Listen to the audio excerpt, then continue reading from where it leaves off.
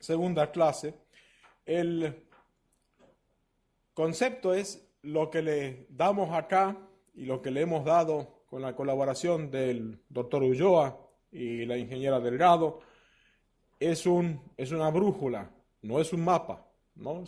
Que les dice más o menos a dónde ir con sus orientaciones y no le da los detalles específicos, precisos. Eso lo van a ir construyendo ustedes.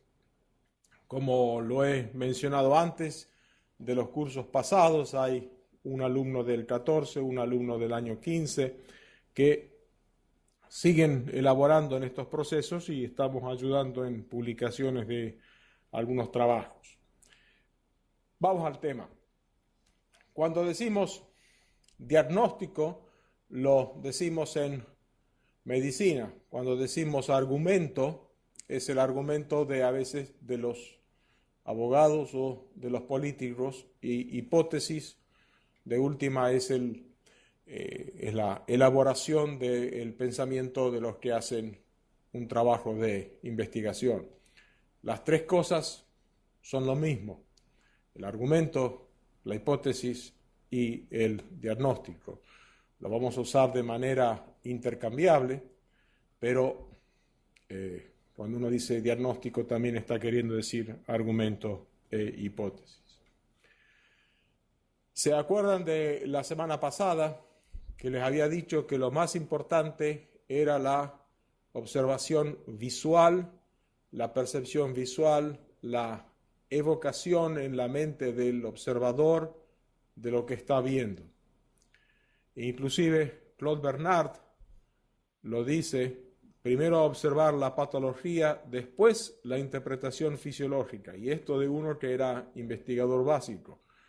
Esta es la regla universal. Cada vez que el estado actual de la ciencia permite el método inverso, que consiste en partir de la anatomía y la fisiología con el fin de deducir las condiciones de la enfermedad, eso está lleno de peligro y plagado de riesgos.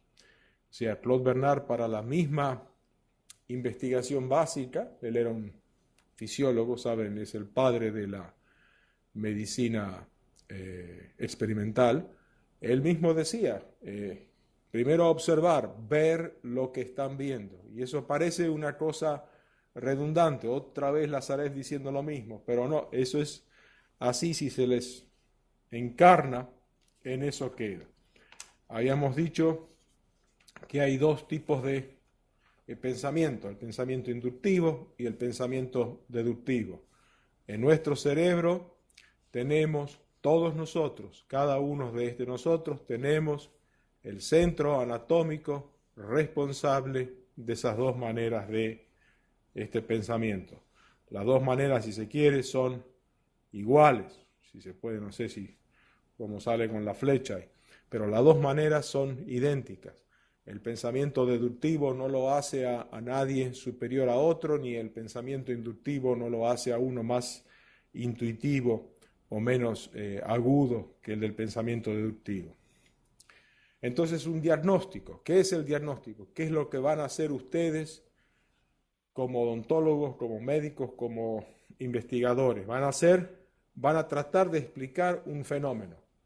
El individuo viene a ustedes con un dolor, con una mácula, con una imposibilidad, con un síntoma. Eso es un fenómeno. O sea, ¿cómo explicamos este fenómeno? Lo mismo que el agricultor explica el fenómeno del pastizal seco o de las plantas creciendo a distintas épocas del año, de la misma manera el médico o el trabajador de la salud explica un fenómeno. Los datos del fenómeno en sí mismos son inútiles, como la harina y el huevo y el azúcar antes del pastel. Si uno tiene que poner el fenómeno todo junto. Y el diagnóstico es la unión de dos premisas. Si pongo huevo con harina, entonces obtengo una masa. La analogía médica la encuentran ustedes en sus propios ejemplos y vamos a hacer ejercicios para ello. El diagnóstico busca una conclusión, no es una teoría. No es yo pienso que, no. El diagnóstico es una conclusión. El individuo tiene leucemia. Leucemia mieloide aguda o crónica. El individuo tiene diabetes o el individuo no tiene nada. El diagnóstico lleva hacia una conclusión. Un diagnóstico presuntivo es una propuesta razonable para explicar un fenómeno. Puede ser que yo tenga una idea fantástica acerca de lo que le aflige a un paciente, pero no puedo probarlo y por lo tanto no puedo avanzar, ¿no? Y el diagnóstico tiene que ser formulado de tal manera que cumpla dos requisitos: que pueda ser demostrado, que el médico pueda demostrar y convencer a sus colegas qué es lo que tiene el paciente, y que sea sencilla de enunciar. Y esto es lo más revolucionario, si la palabra cabe acá. El diagnóstico que no lo pueden explicar sencillamente al paciente es falso. Y al que me pruebe que estoy equivocado, ya le daremos una recompensa. El diagnóstico que no puede ser explicado sencillamente a un paciente es un diagnóstico falso, es un diagnóstico que el médico no lo sabe y no lo conoce. Acuérdense de eso, y como ya les digo, si me dan un ejemplo de algo que no puede ser explicado sencillamente, ya encontraremos una manera de recompensarlo a quien me demuestra equivocado. Y el diagnóstico es una dialéctica entre no tiene nada o sí tiene algo. En la investigación de las ciencias médicas o en los trabajos de investigación se llama entre la hipótesis y la hipótesis nula. Hipótesis, la Tierra gira alrededor del Sol. La hipótesis nula, la Tierra no gira alrededor del Sol. La hipótesis, el paciente tiene diabetes, el paciente no tiene diabetes. Eso es un diagnóstico. Acuérdense esos principios básicos del diagnóstico. Y los diagnósticos tienen, como habíamos visto la semana pasada, y muchas clases van a ser una reiteración de lo mismo para que el conocimiento engrane. Los diagnósticos tienen premisas y tienen conclusiones.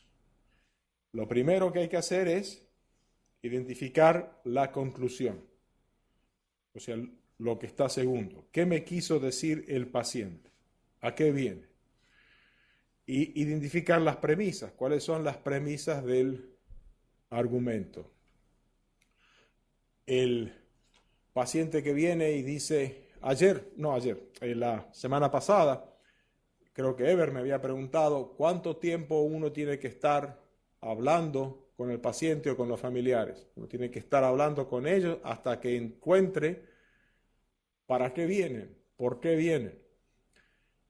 La verdad parece un perogrullo. En las salas de emergencia sí, es obvio, el paciente viene porque se ha fracturado la pierna, porque tiene un ataque isquémico, porque tiene un ataque cerebrovascular. Pero en las consultas cotidianas, en las consultas diarias, en lo que van a hacer ustedes, sobre todo en su servicio social, identificar por qué viene el paciente, dónde es que realmente le duele, lleva tiempo.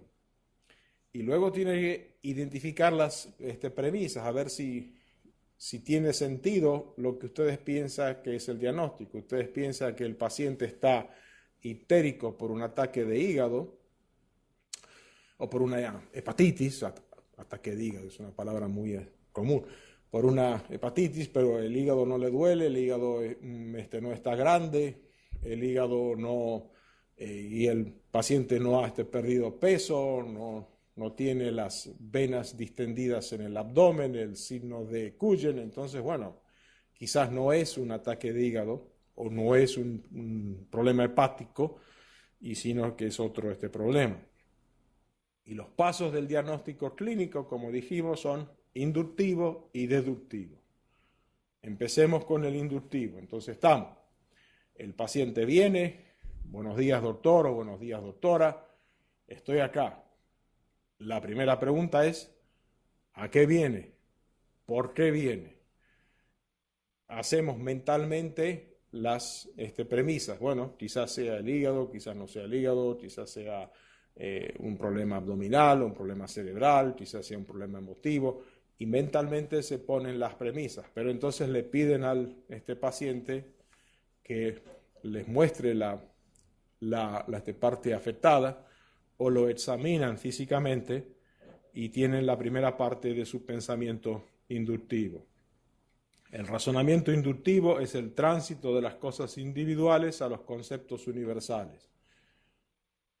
Si ven que el músculo de ese individuo, el músculo de la pierna, está asimétrico, está más delgada en una pierna que la otra, si ven que camina en guadaña, si ven que tiene una parálisis facial, ese individuo, ese señor al frente de ustedes, de esa observación individual, llegan a una deducción general, parálisis facial o Guillain-Barré o atrofia lateral amiotrófica. Entonces el pensamiento inductivo es la observación de los casos particulares, la organización de los casos particulares. Ustedes organizan mentalmente cada vez que ven pacientes, bueno, este señor es igual a otro, búsqueda y predicción de los patrones, la formulación de las conjeturas, la generalización de las conjeturas, perfecto, toda persona que tenga la esclerótica pálida quizás esté anémico, o toda persona que tiene una marcha en guadaña quizás haya sufrido tiempo atrás un accidente cerebrovascular. Generaliza las conjeturas y justifica esas conjeturas para el caso general. La marcha en guadaña, accidente cerebrovascular, de la corteza motora, de la atrofia muscular. Pero todo ese proceso mental que es rápido, que lleva 15, 20 segundos, lo van teniendo mientras observan la característica física del paciente. Entonces el diagnóstico inductivo es modular, es esto. Delibera sin atención. Se acuerdan el caso de la semana pasada, el de la rodilla hinchada con el jefe de residentes que dice es gota, delibera sin prestar atención. Es gestáltico, identifica patrones de percepción, es heurístico, toma en base la propia experiencia, no se reduce a causa-efecto y es sesgado. Por supuesto, usted está otra vez digo, en el hospital Berta Calderón, hospital que ve pacientes oncológicos, ven a un paciente flaco, con pérdidas de peso, pálido, anémico, no piensan en malaria, piensan en una enfermedad cancerosa porque están en el hospital de cáncer o ustedes son oncólogos, van a sesgar el diagnóstico a ese lado. Y el diagnóstico inductivo tiene dos maneras, por contigüidad o por enumeración. Si muchas veces y sin excepción percibimos que A precede a B, podemos concluir que A causa B. Por ejemplo, vamos a ver fotos de de dedos en palillos de tambor, ¿no? La acropaquía. Entonces, si todos los casos de acropaquía los vi en la clínica de enfermedades respiratorias, voy a asociar la acropaquía con un problema pulmonar, que es el más común, pero no es el único. Por enumeración, si cada instancia específica de algún fenómeno que se examina muestra una cierta característica, podemos esperar que cualquier caso de ese tipo que examinemos en el futuro mostrará esa característica. Tenemos hipoxia, tenemos tabaquismo, tos productiva, dedos en palillos de tambor. O sea, el razonamiento inductivo tiene sus fallas, porque si ustedes hicieron todo su trabajo en unos hospitales de enfermedades respiratorias, se van a olvidar de las otras causas de los dedos en palillos de tambor. Y los que piensen que no, pues que se equivocan, se van a olvidar.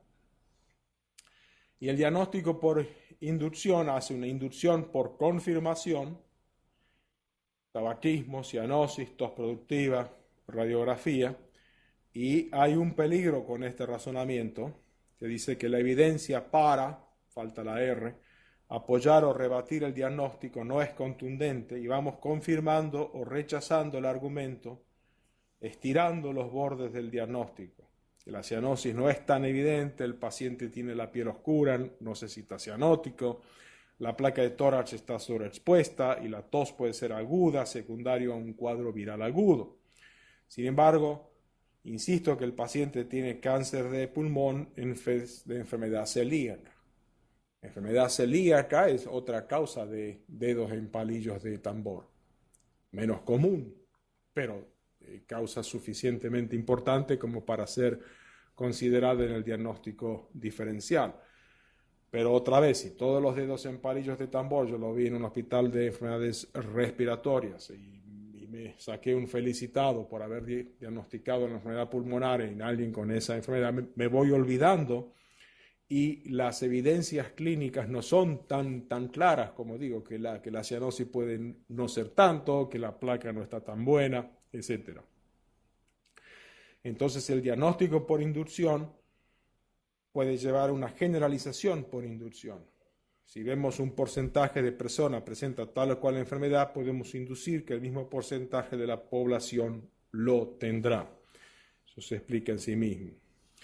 Las próximas 3 diapositivas, no voy a expandirme, ustedes las tienen en el PDF, la leen, las mascullan y con esas hacen parte del ejercicio que hace falta.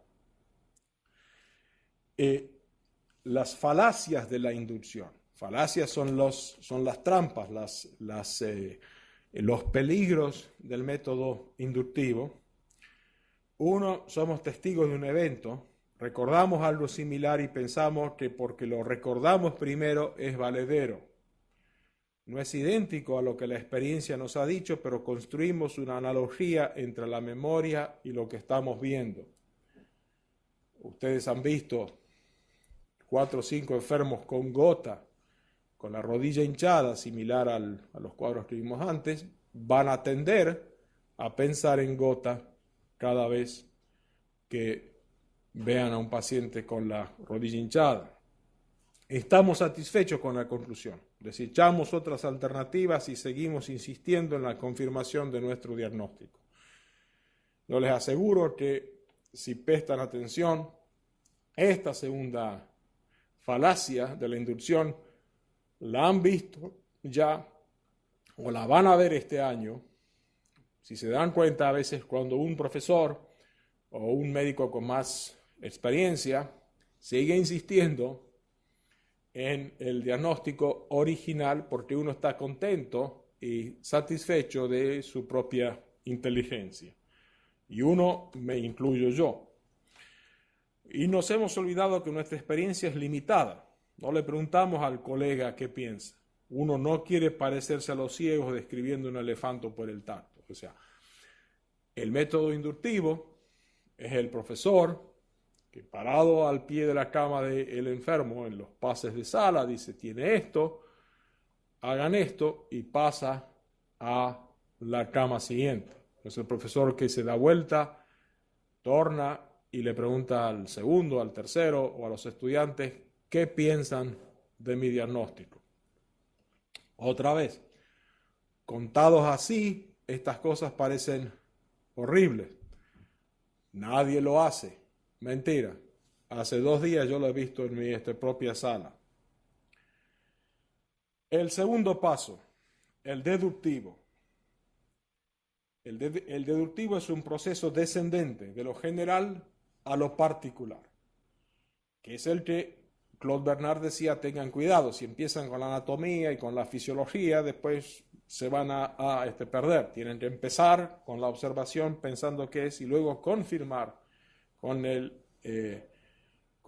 proceso deductivo. Por ejemplo, el hipocratismo digital o los dedos en palillos de tambor se presentan en casos de hipoxia. Usted tiene bronquiectasia, le hablan al paciente, es probable que la apariencia de sus dedos se deba a un problema respiratorio.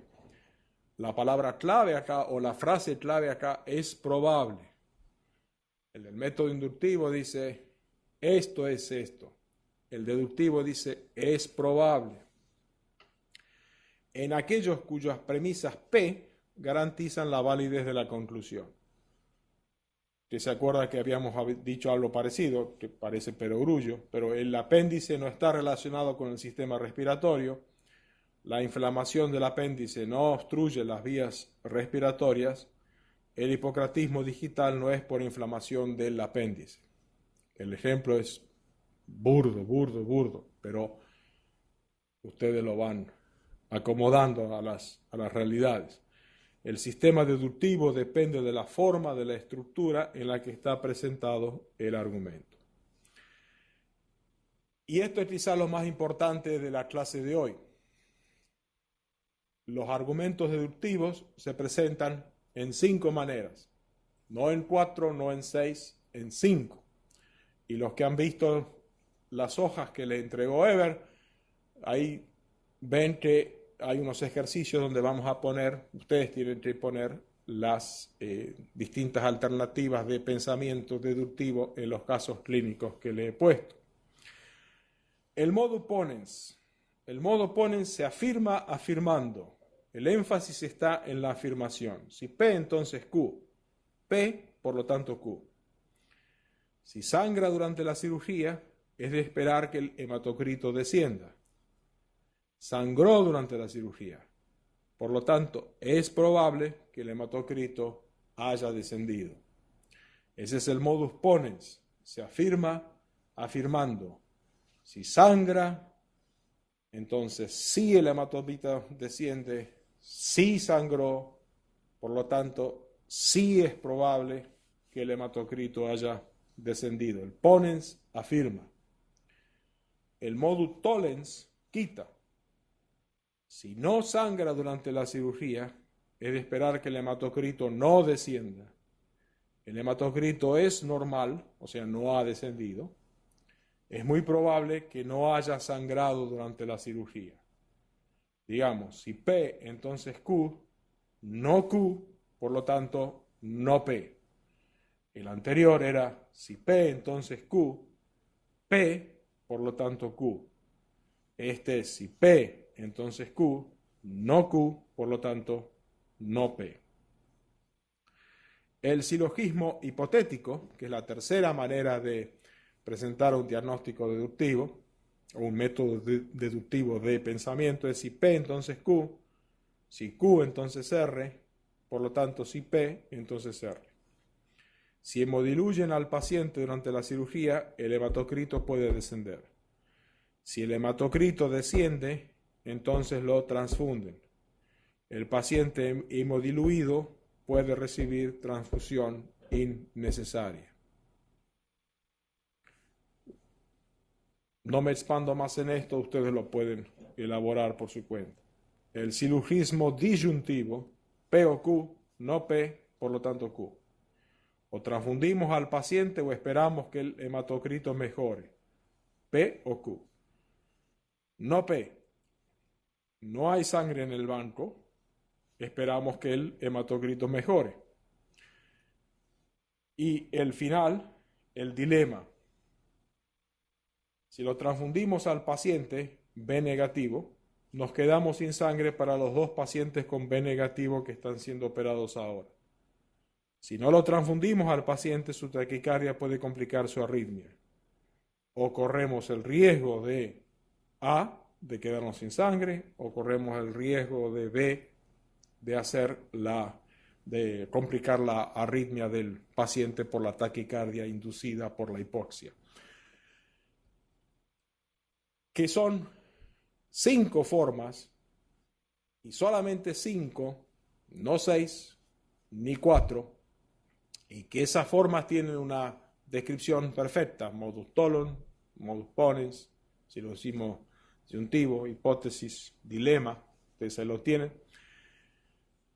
Si se acuerdan de eso, si lo introyectan, si lo practican,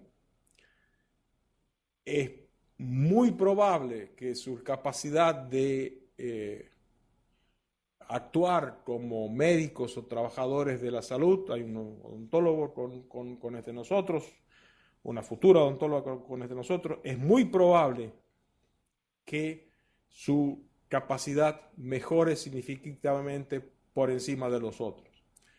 Otra vez digo, el pensamiento deductivo y la elaboración de los 5 principios es así, no es una conversación metafísica desde el púlpito, son 5. Veamos el caso de los dedos en palillos de tambor, la acropaquía o el hipocratismo digital. Imagino que ustedes han visto un caso como ese. Perfecto. Modus ponens. Modus ponens, si P, entonces Q, P, entonces Q. Si es hipoxia, entonces dedos en palillos de tambor. Hipoxia. Por lo tanto, es probable que el paciente tenga dedos en palillos de tambor. Desafirman. La falacia de la afirmación consecuente. La trampa es si P, entonces Q, Q, entonces P, ¿no? Entonces Q, como dice. Si hipoxia, dedos en palillos de tambor. Dedos en palillos de tambor, es probable que el paciente esté hipóxico. Fíjense la trampa de ahí, porque dedos en palillos de tambor no es solamente presente en los casos de hipoxia, puede ser por enfermedad celíaca. Estudien eso, pongan sus propios ejemplos y se van a dar cuenta la diferencia de hacer si P entonces Q, Q entonces P, en oposición de la forma correcta si P entonces Q, P entonces Q. El modus tollens es la falacia de la negación, con su falacia de la negación del antecedente. El modus tollens, y lo tienen 5 o 6 hojas atrás, si P entonces Q, no Q, entonces no P.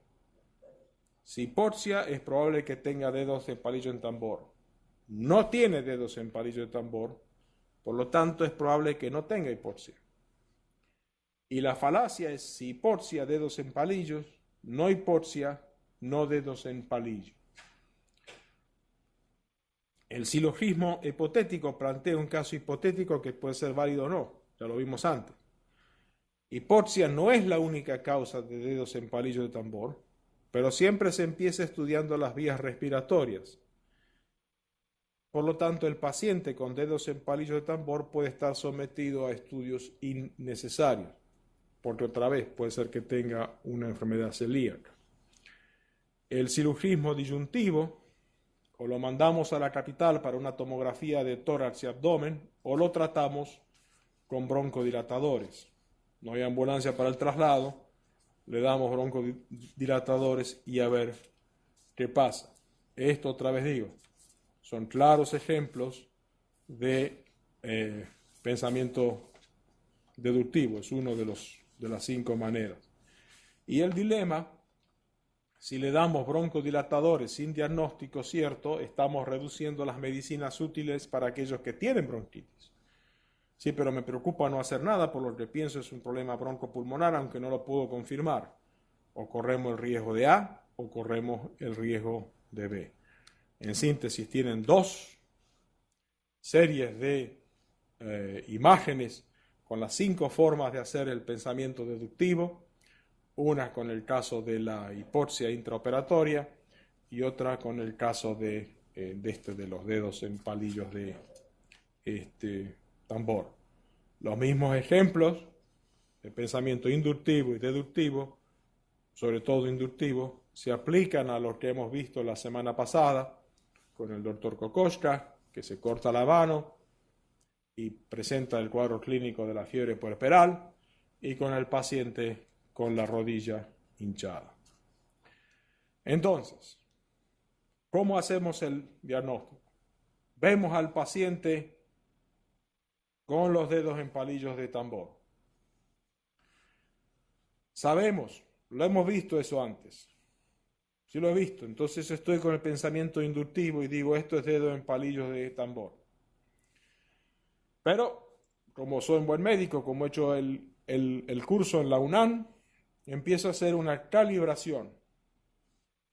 ¿Será dedo en palillo de tambor? ¿Será que tiene las uñas más grandes porque trabaja en el campo? ¿Será porque son hereditarias? ¿Será? Hay una parte que es el archivo personal, eso que yo le digo el archivo mental. Vayan con sus teléfonos celulares a los hospitales y cada vez que vean una imagen y el paciente lo autorice y no implique una imagen de la cara o una zona sensible para el paciente, tomen una foto.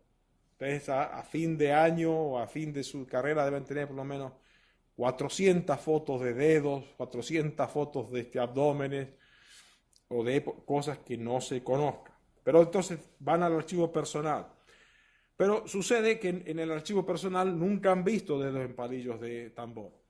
Entonces es una cosa desconocida y va al pensamiento deductivo. ¿Cómo empiezo a trabajar esa imagen? Empiezo con la descripción, empiezo a buscar el libro. Como ve, eso no lleva casi nunca a nada. Pero con el pensamiento deductivo, ustedes hacen una calibración de lo que inductivamente han pensado que es eso. Yo regularmente recibo, porque estoy suscrito ahí, a una que se pueden suscribir ustedes también, yo les mando ahí, precisamente que está en idioma inglés, ¿no? Es decir, el diagnóstico, 3 diagnósticos clínicos por semana. Todos los diagnósticos clínicos, todos los que mandan, TODOS, todos son de imagen, o una placa de tórax, o la imagen de un nevo, o la imagen de una rosácea, de la imagen que sea. Todos los diagnósticos empiezan con una imagen.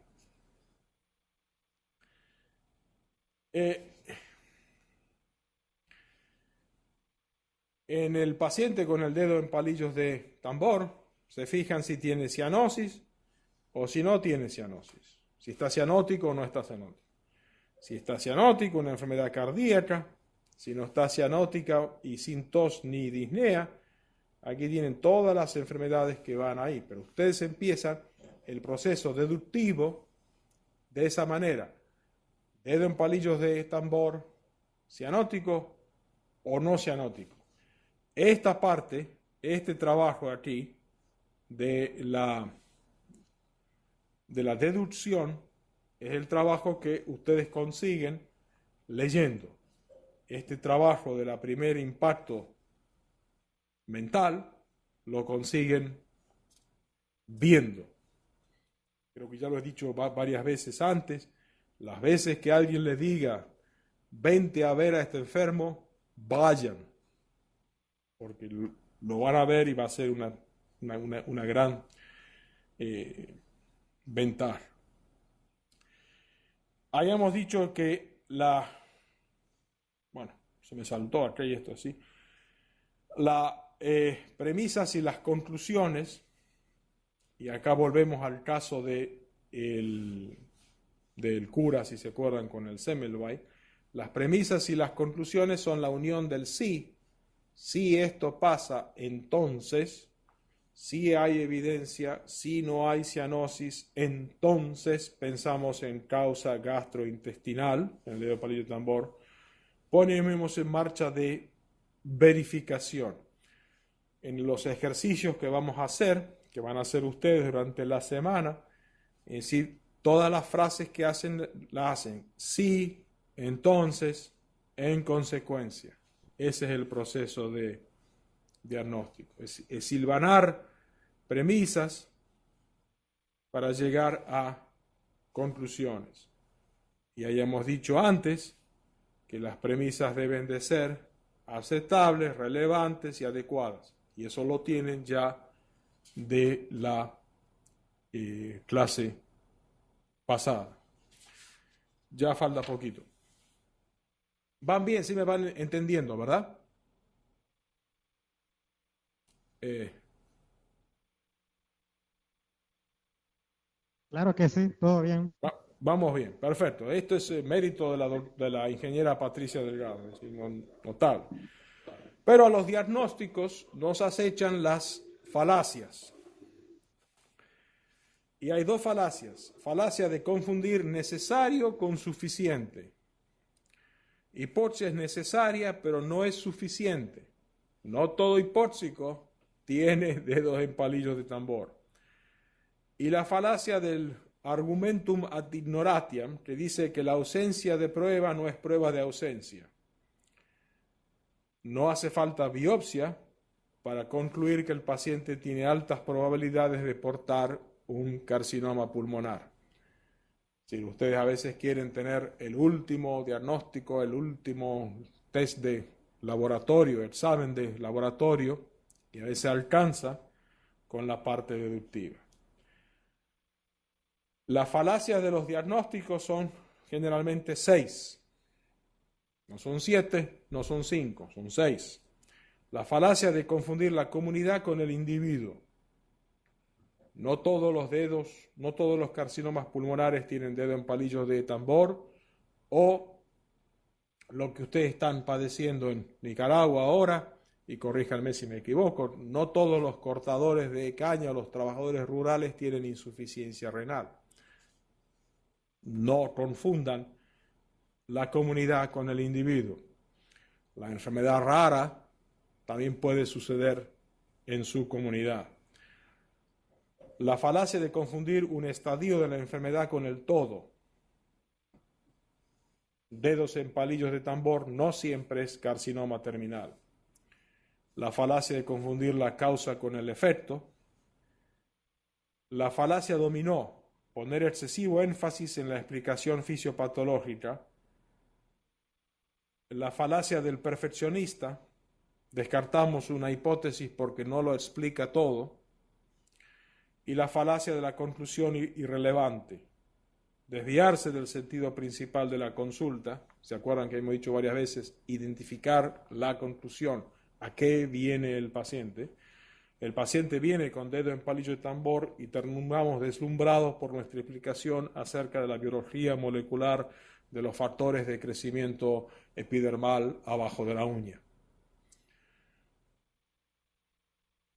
Creencia y justificación. Ese es el balance. Creencia es inductivo, justificación es deductivo. El conocimiento y el diagnóstico es la unión entre esas dos. Cuanto más grande tenga esa unión, cuanto más se sobrepongan, tanto más adecuado y agudo será su diagnóstico. Entonces, los ejercicios lo pueden hacer hasta el grupo de A4, ustedes son 15, entonces se juntan 4, 4 y 3, como quiera, o uno solo, o dos. Pero digo 4 como máximo porque si no, no le sacan el jugo a esto.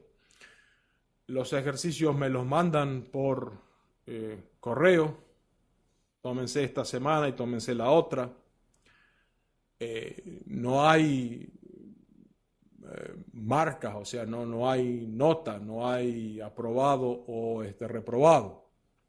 Yo les digo si el ejercicio está bien o el ejercicio no está bien, corríjanlo solamente con el objetivo de aguzarle la mente. Esto, si hacen errores completos, bueno, seguimos discutiendo para que esos errores no se repitan.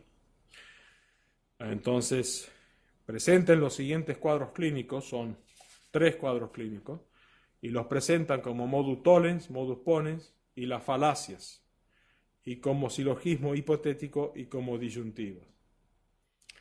Identifiquen cuáles son las premisas de los diagnósticos y determinen si las premisas que ustedes han identificado son relevantes, adecuadas y aceptables.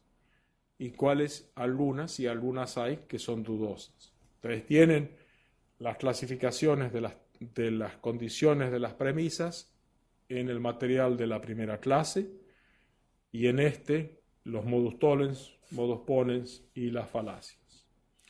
grupos de 1 a 4, envíen sus respuestas y ahí está en eso. Primer caso, varón de 59 años, hipertensión arterial, enfermedad de Crohn, encontrado inconsciente en su casa, recibe medicación con catéter venoso central, por donde se le administra sulfas, glucocordios y otras medicinas para Crohn. Pongan su diagnóstico como modus pollens, como modus tollens, pongan sus diagnósticos de acuerdo a los procesos deductivos. ¿Alguien sabe qué tiene el paciente? ¿Algún voluntario ahí?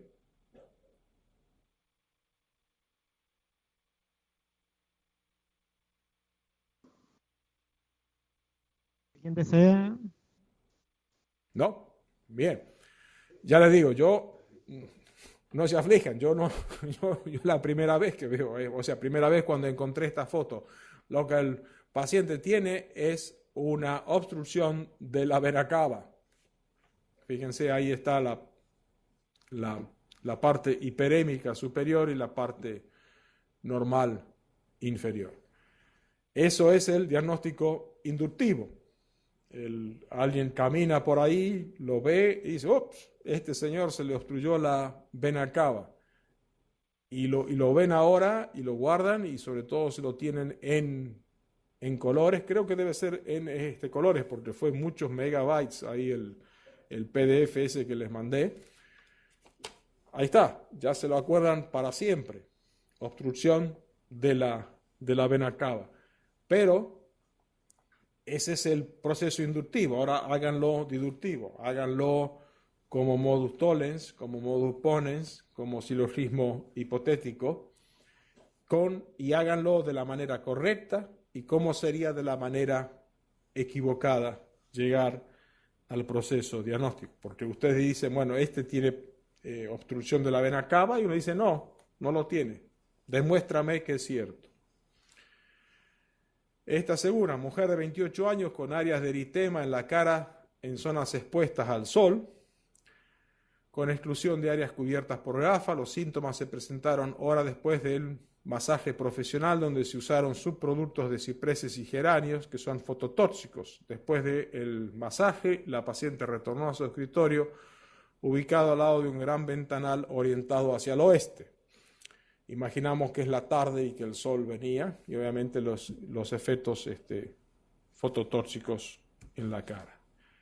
Y este último, varón de 59 años, admitido en la unidad coronaria, elevación de segmento ST, indicativo de infarto de miocardio. No tenía historia de alergia, le fue colocado un stent percutáneo, se inició tratamiento con captopril, 6 horas después del procedimiento, el captopril, 30 minutos después el paciente reporta dificultad para deglutir y dolor de garganta.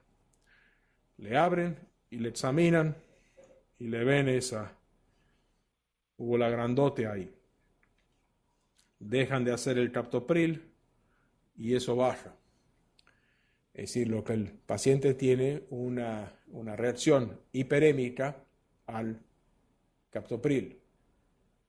El que lo ve, y eso ustedes han visto 3 casos ahora, y los 15 que están ahí no se van a olvidar nunca.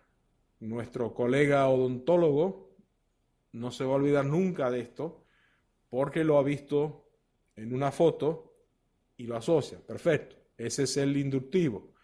Pero no queremos que ustedes sean una bolita inductiva caminando. Queremos que ustedes sean inductivos y deductivos. Para eso tienen 2 porciones en su cerebro. En el cerebro suyo, el cerebro mío, en el cerebro del doctor Ulloa, en todos nosotros. Entonces hagan ese ejercicio. ¿Cómo pondría? Si P, entonces Q, no P, no Q. Todo el juego que han visto que está en las páginas anteriores en estos 3 diagnósticos clínicos. Me los mandan sin ninguna pena. Cometan errores con buena intención, digamos, ¿no? Es decir, no hay falla. De los exámenes del 2014 y los del 2015, creo que hubo uno solo que la pegó toda. Y se me hace que fue porque, por esta buena fortuna. Y el mensaje final: mi aldea no es tan grande como cualquier otra tierra, porque soy el tamaño de lo que veo y no del tamaño de mi estatura. Ustedes ven esto en el Lenin Fonseca y son mejor médico que el de John Hopkins, que nunca vio esto. Ustedes ven esto en el Berta Calderón y son mejor médico que el del Max Planck, el alemán que está rotando, que nunca vio eso. Todo empieza por lo inductivo, y lo inductivo se lo da su país, se lo da este país con esos hospitales llenos de enfermos, y sigue con lo deductivo. Y lo deductivo es lo que ustedes hacen todos los días de su vida, cuando leen, cuando aprenden y cuando estudian. ¿Alguna pregunta por el tema de hoy?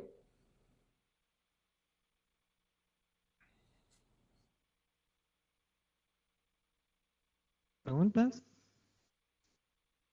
¿Alguien que desea? Bueno, aquí tenemos una, profesor. Adelante. Doctor Lazaret, usted hablaba del dilema como uno de los métodos como para presentar argumentos deductivos. Sí. Sin embargo, en uno de los ejemplos usted hablaba de si le damos broncodilatadores sin diagnóstico, estamos reduciendo las medicinas útiles para aquellos que sí tienen bronquitis. Pero también preocupa no hacer nada, por lo que pienso es un problema broncopulmonar, aunque no lo pueda confirmar. Entonces, ¿corremos el riesgo de que A o corremos el riesgo de B? La pregunta es, ¿qué posibilidades hay de que se presenten sesgos en el dilema? ¿Posibilidades hay a qué? Perdón, que no te di el final. ¿Te repites la pregunta? ¿Qué posibilidades hay de que se presenten sesgos en el dilema como Claro, un método para presentar? exactamente. Las posibilidades de sesgo en el dilema son inmensas. Y eso va a ser tema quizás de la última clase o de la anteúltima clase, porque en la última clase vamos a hablar de cómo escribir y leer un artículo científico.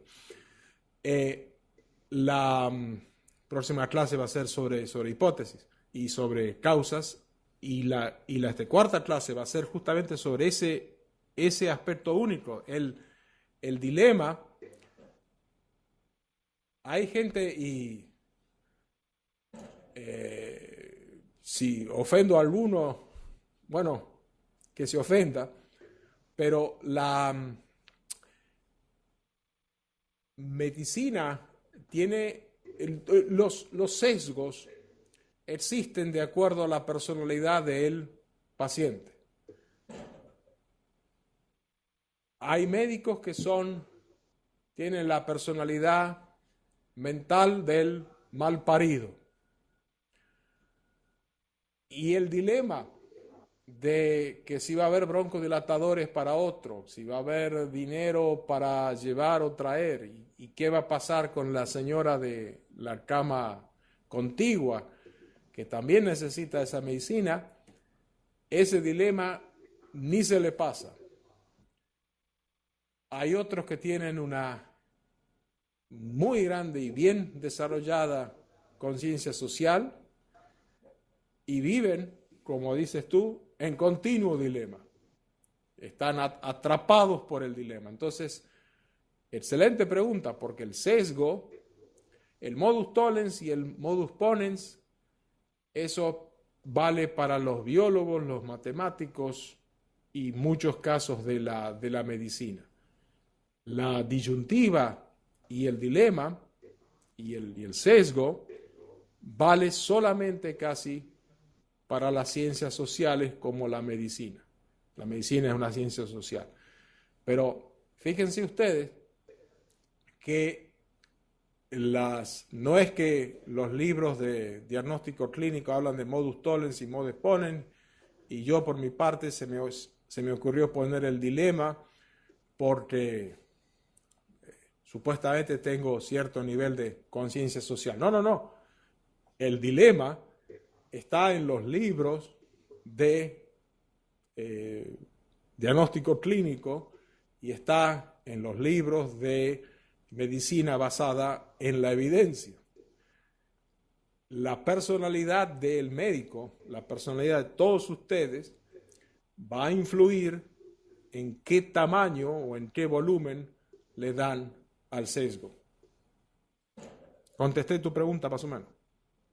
Sí, sí, muchas gracias. Ah, Solamente un comentario más, doctor. sí, ¿Usted tiene algún conocimiento de qué porcentaje de pacientes son afectados por los ecos actualmente a nivel mundial o no sé, a nivel regional? no, que no tengo yo mismo en este momento, pero así como ustedes tienen tarea para el hogar, esa va a ser mi tarea para el hogar. ¿De acuerdo? Ok, muchas gracias. Nada, gracias a ustedes. Bien, ¿alguna otra pregunta o comentario? Tal vez, Muy bien. doctor Lázares, un comentario creo que como una reflexión de los procesos que usted ha explicado sobre los momentos inductivos, deductivos, cuál va a ser el papel del investigador, porque no siempre va a resultar evidente, digamos, la aclaración de las premisas para ambos aspectos, ¿no? Inductivo, deductivo.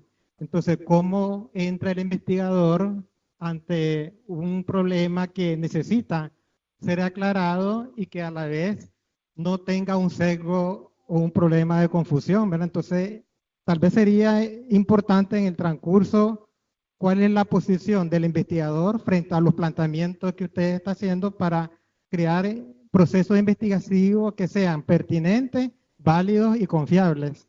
Claro. Es cierto. La,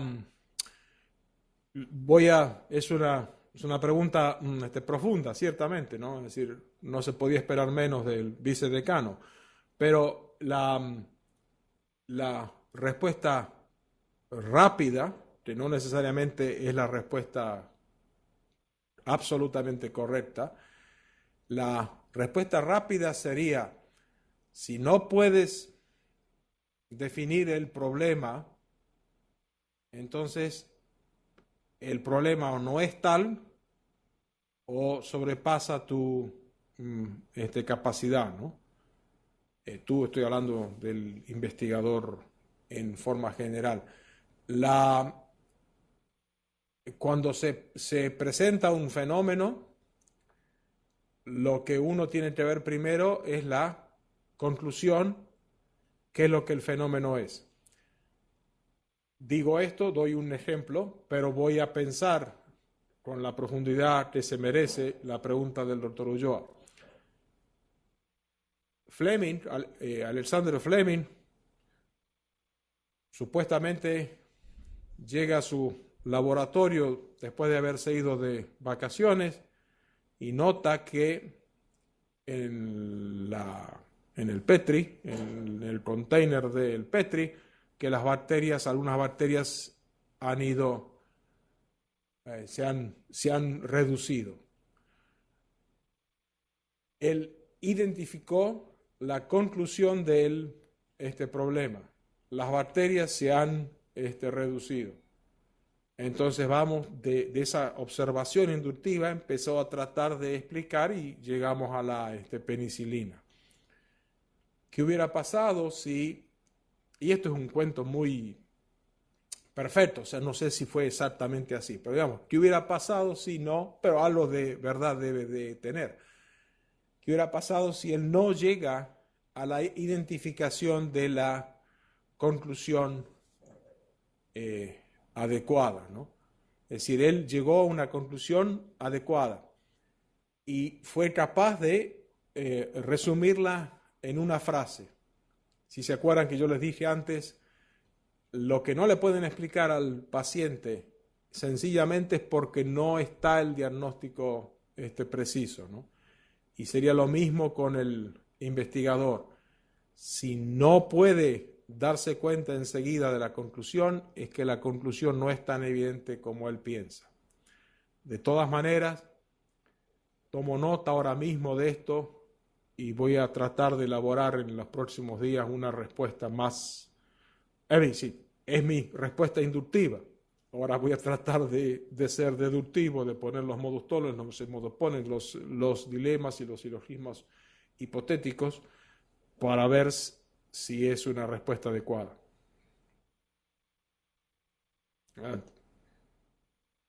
Otra pregunta por acá.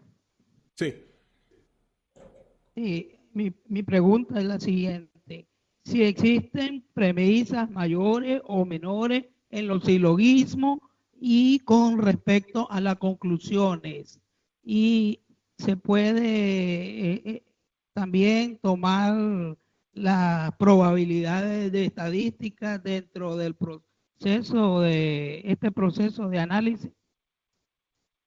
Sí, contesto la segunda primero. Sí, las probabilidades de estadística, sí, absolutamente. Eso cada uno es casi como una obligación, porque hay muchas enfermedades tienen diagnósticos parecidos, pero si uno es de una familia del Mediterráneo, una familia judía, askenazis, y tiene una de esas discrasias sanguíneas, entonces es más probable estadísticamente, o sea, sí, usted está absolutamente cierto con la estadística. Y con las premisas son siempre 2 por lo menos, 3 a lo sumo, o sea, sí, entonces, si esto, entonces lo otro. Y las premisas retroalimentan. Si son fuertes, o si son buenas, si son poderosas, se alimentan y son evidentes en sí mismas. Pero como deben de ser 2 o 3 a lo sumo, no hay lugar para premisas débiles. Si las premisas son débiles, la conclusión va a ser débil también. Pero todo empieza por la inducción, ¿no? Ustedes lo ven y a veces va con una confluencia de síntomas. A veces uno no ve el oxígeno en un nivel de 70. No lo ve porque no llega a estar cianótico, y la disnea cuando habla, es decir, que lo mismo que es la imagen física al conjunto de síntomas, ¿no?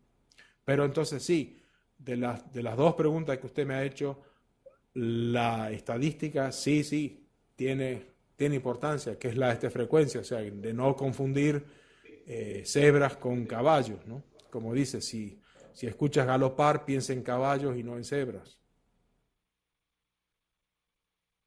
Bien, muchas gracias, doctor. Ha sido muy excelente la presentación el día de hoy. Esperamos la próxima sesión.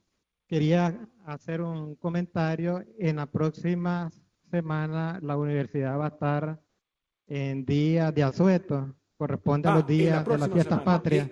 Exactamente. Perfecto.